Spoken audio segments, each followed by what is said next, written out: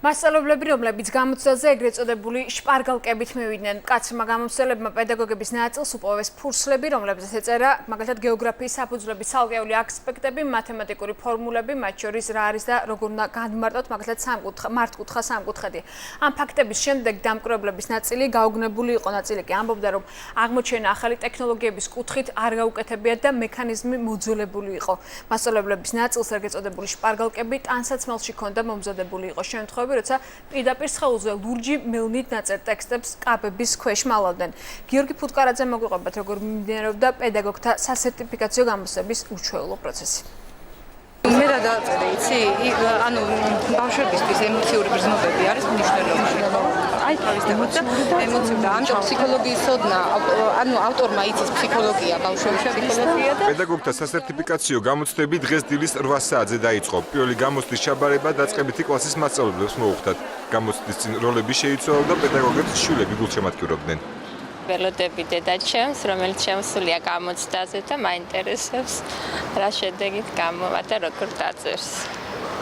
მომხნევებს შორიდან 8 საათზე მოვედით, მელოდები მამი და ჩემს 2 საათამდე და როგორც ვიცი, რომ ძალიან ნერვიულობს. არ არის ეს რა თქმა უნდა პირველი გამოცდა არც უნდა და წამოვყოლოდი, მაგრამ ვეღარ მოვითმინე და წამოვედი.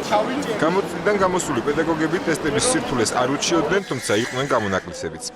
წერდი 4 საათნახევარი, სირთულის რა მოგახსენოთ არანაირი ჩვენი პრაქტიკიდან გამომდინარე ყოველდღიურად რასაც ვეხებით. ყოველდღიური გაკვეთილი სქემა იყო ჩატარების. არაფერი განსაკუთრებულად სირთულეს არ წარმოადგენდა. სირთულის მიხედვით არ იყოს თვითონ საგანი რთული, იმიტომ რომ ვარ გეოგრაფია, ბიოლოგიის სპეციალობის და ამიტომ ჩემთვის ეს არ იყო რთული. არა ვარ კმაყოფილი, იმიტომ რომ ვაბარებდი ბუნებას, სპეციალობას და ბუნების გარდა იყო შით ყველაფერი რა. საკითხები იყო. ძირითადად უნარები იყო სულ და საგნის იყო ძალიან ცოტა.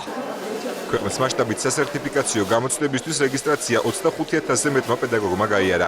დღეს გამოცდაზე 9000 მათგანი იყო მისული, თუმცა 14% არ გამოცხადდა. გამოცდების ეროვნული ცენტრის ხელმძღვანელი მაია მიმინაშვილი აცხადებს, რომ განსხვავებით აბიტურიენტთა გამოცდებისგან პედაგოგთა ნაწილს ეგრეთ წოდებული შპარგალკები ჩამოართვათ. მთელი საქართველოს მასშტაბით 14% არ გამოცხადდა გამოცდაზე. არ ქონია ჩვენ პრობლემა აბიტურიენტებთან დაკავშირებით ეგრეთ წოდებული შპარგალკების თაობაზე და პრობლემა გვაქვს მასწავლებლებთან. ჩემთვის წარმოუდგენელია პედაგოგი ასეთ საშუალებებს მიმართავდეს, როდესაც ალბათ თვითონ უშლის საკუთარ მოსწავლეებს მსგავსი საშუალებების გამოყენებას.